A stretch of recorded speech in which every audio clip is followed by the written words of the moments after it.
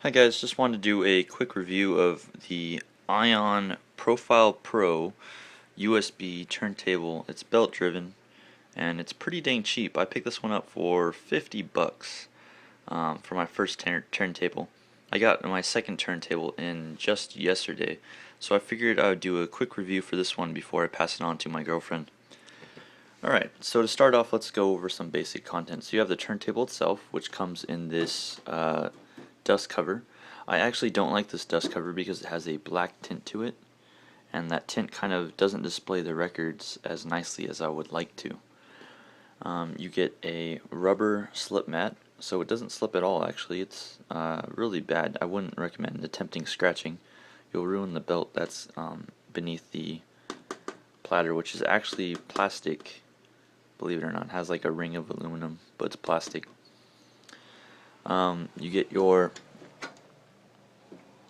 45 adapter right here. It's plastic as well, really cheap. And cables, you have your basic RCA cables and power, which I have hooked up over there,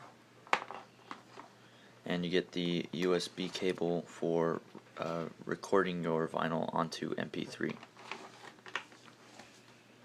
The Tonearm itself is fairly cheap. It has a counterweight on it, though it's not adjustable, which causes a lot of skipping for me. I have a ton of skipping issues. If I step around the turntable, it will skip, so I have to be careful when I'm close to it. The Tonearm features a lock feature, which is actually really nice because you won't accidentally knock it out while it's on use.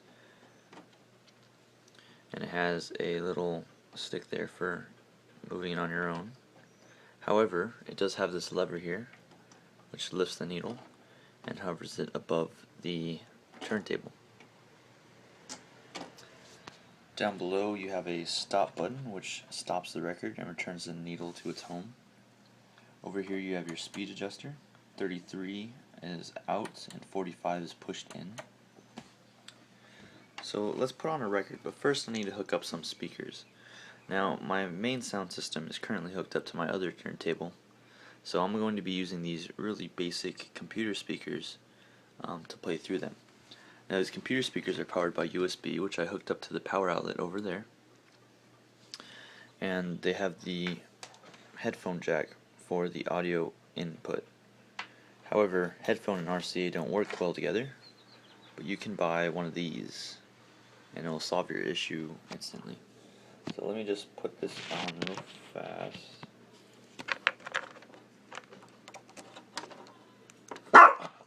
Hey, doggies. No. Sorry, the dogs are tripping out. Okay, so let's put on a record. I have with me Heart to Heart's self-titled album. It's the only album they have. They're a pretty new band. They're not very heard of, but they're good. So we'll lift the needle, move it into position, and then we drop it. And the record's going to start to play. Let me just wait here.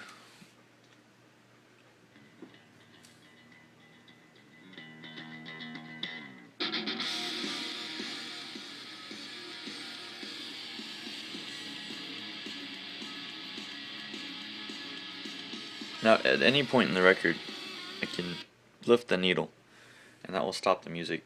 The record's still spinning, so I haven't paused the music. However, when I drop it, it's going to be relatively in the same area.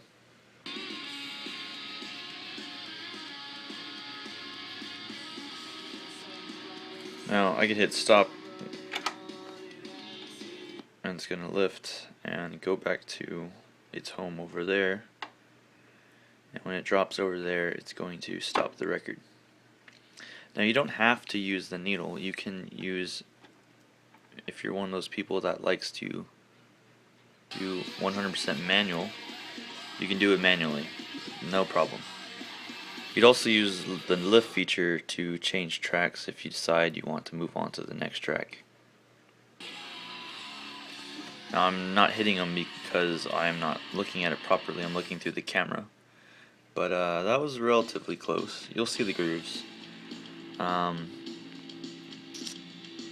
obviously this plays on 33, but if I did 45, it plays too fast, and vice versa. If you have a 45 on 33, it will play too slow. Okay, so for some comparison, I'm going to throw on a 7-inch that plays on 45 RPM, and we'll give it a quick listen.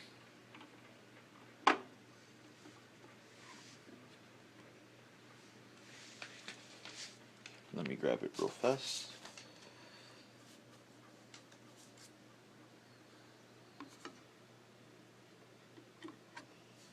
Okay, right here I have August Burns Red U Vandal. I believe it's a cover of theirs, not originally performed by them.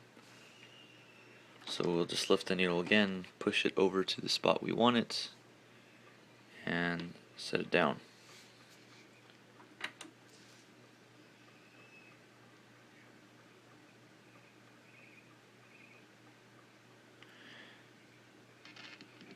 There it goes. Now the turntable itself also has a auto return, so once it's done playing through the record, it will pick up and return on its own. You don't have to worry about it sitting there in the middle. See how it dims it a lot? Like, you can still see it, but I just don't like the tint at all, and it's very reflective. It is removable, so you can just use it without.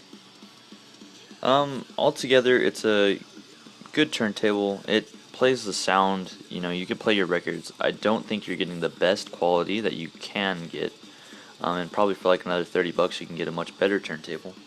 But if you are getting the downright cheapest turntable you can find, like I was, this might be an option for you. The USB recording is alright. It picks up everything, so like if the needle jumps, if some other vibration goes through the tone arm, it's gonna come up on your recording. So it's not a perfect recording, if a perfect recording is even possible. However, even though I wasn't satisfied with the recording, I am satisfied that it actually played the records to a good extent. And I'll be happy to pass this on to my girlfriend so she can also enjoy vinyl the way I have. Alright guys, well I hope you enjoyed watching. I'll be posting more vinyl updates. Every 10 records I'm going to be making a video. So thanks for watching. See you around.